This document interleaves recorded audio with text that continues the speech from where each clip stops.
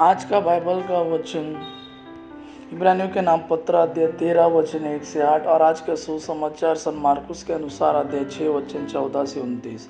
इब्रानियों के नाम पत्र अध्याय 13 वचन 1 से 8। आपका मात्र प्रेम बना रहे, आप लोग आतिथ्य सत्कार नहीं भूले, क्योंकि इसी के कारण कुछ लोगों ने अनजाने ही अपने यहाँ स्वर्गदूतों का सत्कार किया है।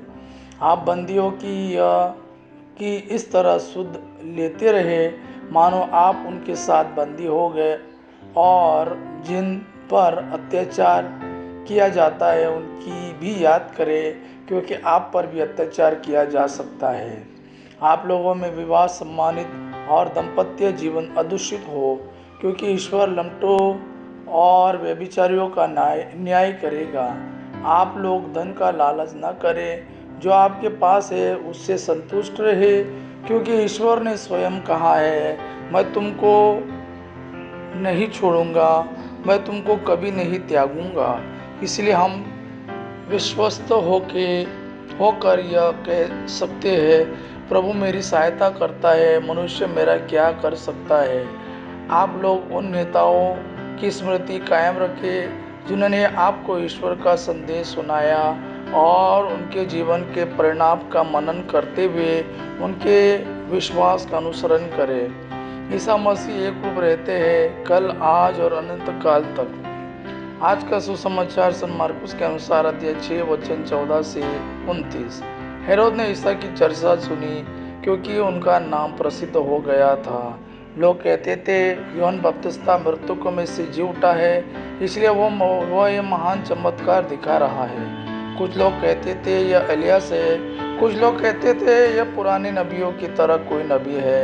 हेरोद ने यह सब सुनकर कहा, यह यूहन्ना ही है जिसका सिर मैंने कटवाया है और जो जी उठा है। हेरोद ने अपने भाई फिलिप की पत्नी हेरोदियस के कारण यूहन्ना को गिरफ्तार किया और बंदीगृह में बांध रखा था, क्योंकि हेरोद ने हेरोदियस से विवाह किया था, और यूहन्ना ने हेरोद से कहा था, अपने भाई की पत्नी को रखना आपके लिए उचित नहीं है। इसी से हेरोदियस यूहन्ना से बैर करती थी और उसे मार डालना चाहती थी, किंतु वह ऐसा नहीं कर पाती थी, क्योंकि हेरोद यूहन्ना को धर्मात्मा और संत जानकर उस पर श्रद्धा रखता और उसकी रक्षा करता था। हेरोद उसके उपदेश सुनकर बड़े असमंजस में पड़ जाता था, फिर भी वह उसकी बातें सुनना पसंद करता था। हेरोद के जन्मदिवस पर हेरोदियस को एक सुअवसर मिला। उस उत्सव के उपलक्ष्य में हेरोद ने अपने दरबारियों, सेनापतियों और गलीलिया के रईसों को बोझ दिया। उस अवसर पर हेरोदियस की बेटी ने अंदर आकर नृत्य किया और हेरोद तथा उसके अतिथियों को मुक्त कर लिया। राजा ने लड़की से कहा, जो भी चाहो मुझसे मांगो, मैं तुम्हें दे दूंगा। और उसने शपथ खाकर कहा, जो भी मांगो, चाहे मेरा आधा राज्य की ही क्यों ना हो, मैं तुम्हें दे दूंगा। लड़की ने बाहर जाकर अपनी माँ से पूछा, मैं क्या मांगूं? उसने कहा, यूहन्ना बपतिस्ता का सिर। वह तुरंत राजा के पास दौड़ती हुई आई और बोली, मैं चाहती हूँ कि आप मुझे इसी समय थाली में यूहन्ना बपतिस्ता का सिर दे दे। राजा को धक्का लगा, परंतु अपनी शपथ और अतिथियों के कारण वह उसकी मांग अस्वीकार करना नहीं चाहता था।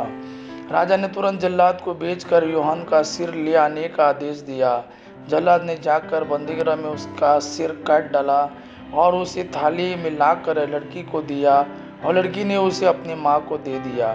जब यूहन्ना के शिष्यों को इसका पता चला, तो वे आकर उसका शव ले गए और उन्होंने उसे कब्र में रख दिया। यह प्रभु का वाणी है। प्रभु को धन्यवाद। आपा पिता की महिमा और पुत्र यीशु का प्रेम आप पर सदा सर्वदा बना रहे। आमीन।